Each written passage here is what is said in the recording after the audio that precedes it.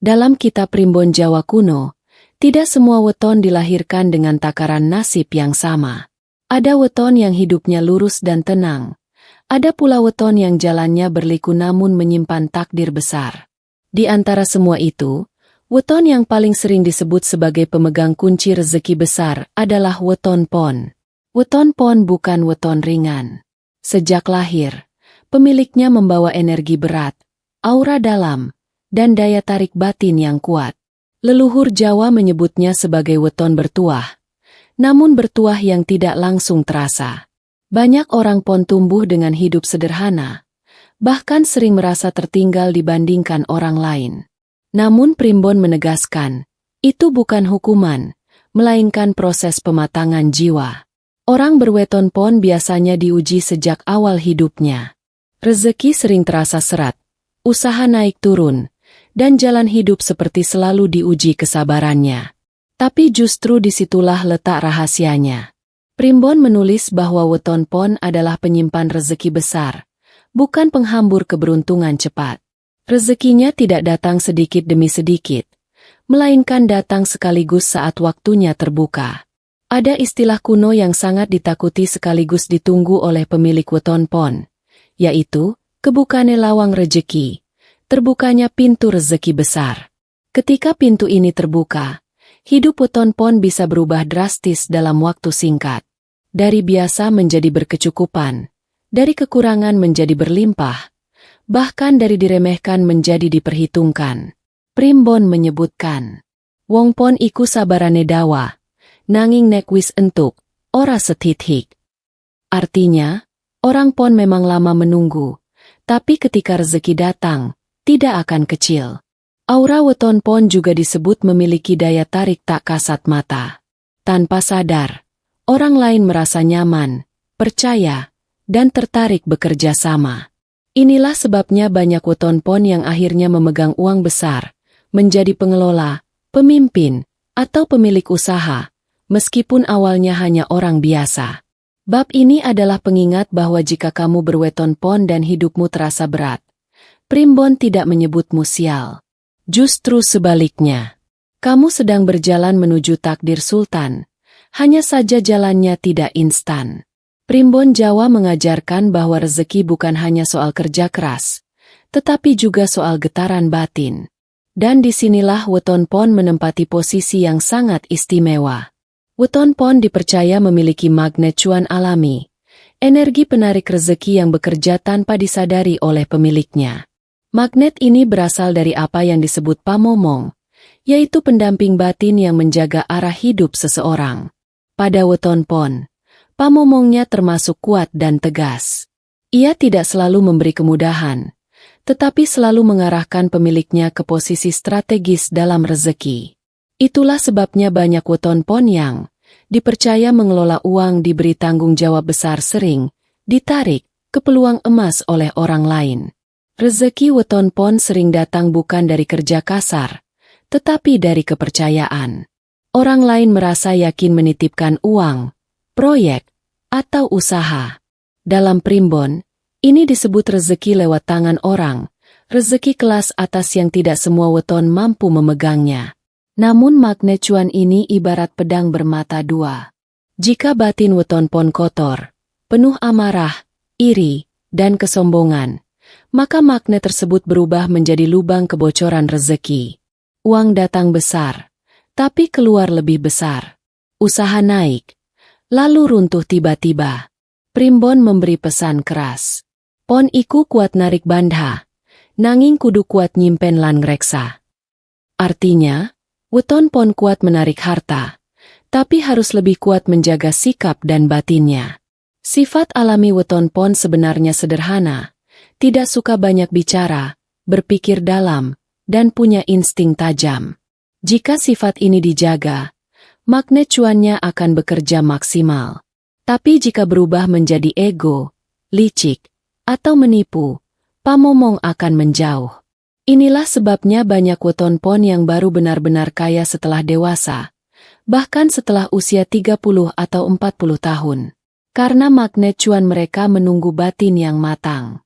Bab ini menegaskan satu hal penting, Jika kamu weton pon dan sering merasa, kok rezeki seperti ditahan, bisa jadi makna cuanmu sedang diuji, bukan dicabut. Primbon Jawa menegaskan satu hal penting. Rezeki besar selalu didahului oleh guncangan besar. Dan pada weton pon, guncangan ini sering terasa jauh lebih berat dibanding weton lainnya. Inilah yang membuat banyak pemilik weton pon hampir menyerah. Padahal sebenarnya mereka sedang berada di ambang perubahan nasib terbesar dalam hidupnya. Tanda pertama yang paling sering muncul adalah fase hidup yang terasa sangat berat. Uang sulit terkumpul, usaha sering gagal di detik terakhir, dan bantuan seolah datang terlambat. Namun Primbon menyebut fase ini sebagai waktu nggodhok jiwa, waktu merebus batin. Jika weton pon mampu bertahan tanpa mengutuk nasib, justru disinilah kekuatannya ditempa. Tanda kedua adalah perubahan cara berpikir. Weton pon mulai lelah hidup kecil-kecilan. Ia mulai berpikir lebih dalam, lebih jauh, dan lebih berani. Ada dorongan batin untuk naik kelas, meski belum tahu jalannya. Primbon menyebut ini sebagai tanda pamomong mulai membuka mata batin. Tanda ketiga muncul lewat mimpi atau isyarat halus. Weton pon sering bermimpi tentang air jernih mengalir deras, naik ke tempat tinggi, menemukan emas, atau bertemu sosok tua berjubah. Dalam Primbon, mimpi-mimpi ini bukan bunga tidur, melainkan kode alam bahwa rezeki besar sedang mendekat. Tanda keempat adalah datangnya orang-orang penting. Tiba-tiba ada yang menawarkan kerjasama, mengajak usaha, atau memberi kepercayaan besar. Bahkan kadang datang dari orang yang sebelumnya tidak dekat. Ini disebut rezeki lewat jembatan manusia, ciri khas weton pon. Dan tanda paling menentukan adalah satu keputusan besar. Bisa berupa berani keluar dari zona nyaman, berani pindah arah hidup, atau berani meninggalkan hal lama yang menahan rezeki. Primbon menyebut, nalika pon wani mutusake, nasibe bakal muter. Artinya, saat weton pon berani mengambil keputusan, roda nasibnya akan berputar. Inilah momen di mana weton pon berhenti jadi penonton dan mulai menjadi pemain utama dalam rezekinya sendiri. Primbon Jawa selalu mengingatkan, rezeki besar tidak hanya soal menarik, tetapi juga soal menjaga. Dan bagi weton pon, pantangan hidup memiliki pengaruh yang sangat besar. Sekali dilanggar, rezeki yang sudah dekat bisa berbalik menjauh tanpa tanda. Pantangan pertama adalah meremehkan rezeki kecil. Weton pon sering diuji lewat uang receh, peluang kecil, atau pekerjaan yang tampak sepele.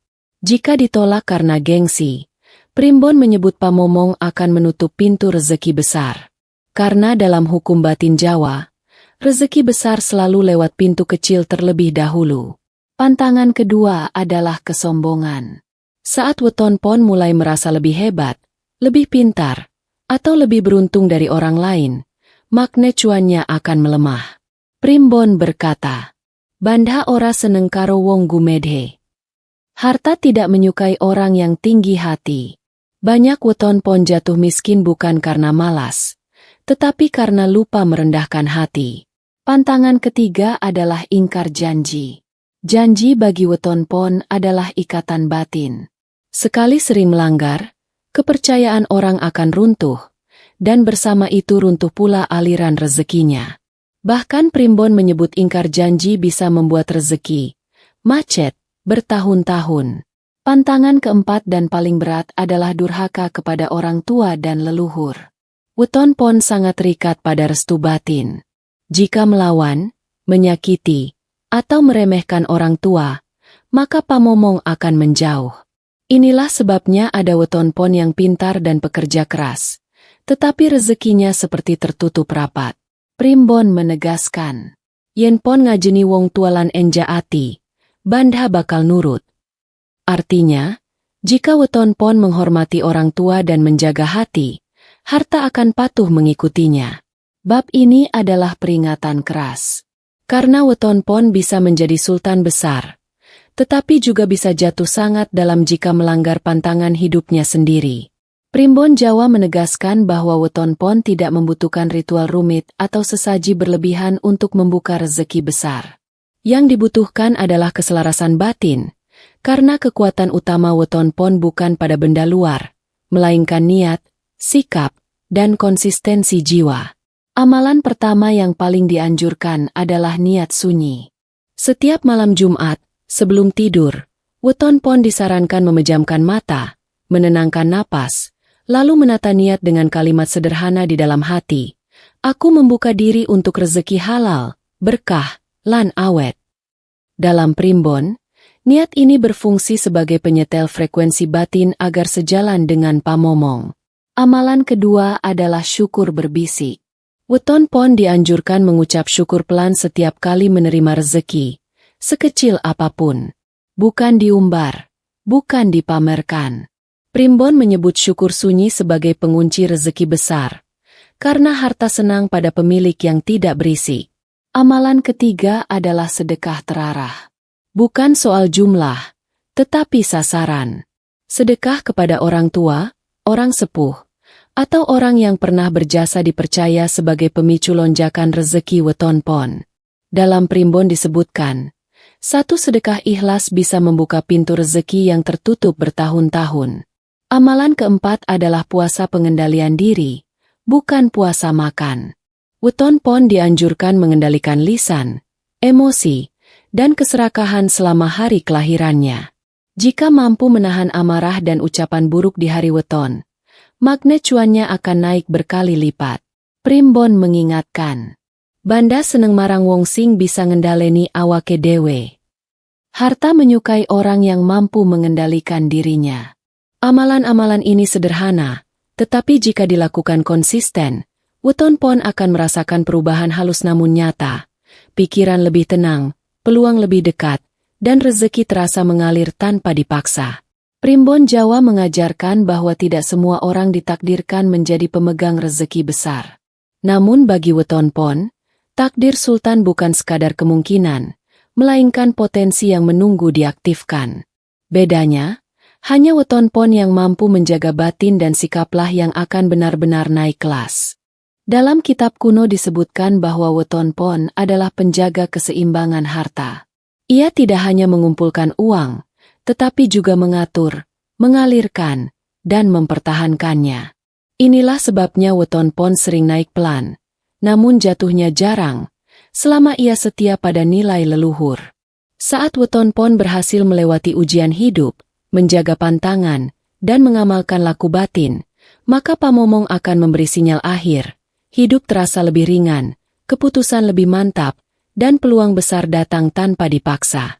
Di titik inilah weton pon mulai dikejar rezeki, bukan lagi mengejar.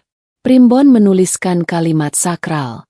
Nalika pon wis mateng batine, banda bakal golek dewe. Artinya, ketika batin weton pon matang, harta akan datang dengan sendirinya. Namun menjadi sultan sejati menurut primbon bukan soal pamer kekayaan. Sultan sejati adalah mereka yang hidupnya berkecukupan, keluarganya tentram, dan rezekinya awet sampai tua. Weton pon yang mencapai tahap ini akan dihormati, disegani, dan menjadi tempat bertanya bagi banyak orang. Bab terakhir ini adalah pengingat. Jika kamu weton pon dan merasa hidupmu perlahan berubah, lebih sadar, dan lebih kuat menahan diri, itu bukan kebetulan. Bisa jadi, kamu sedang memasuki gerbang takdir sultanmu sendiri. Jika kamu weton pon, tuliskan pon di kolom komentar. Jangan lupa like, share, dan subscribe, karena siapa tahu, satu video ini adalah tanda awal rezeki besarmu terbuka.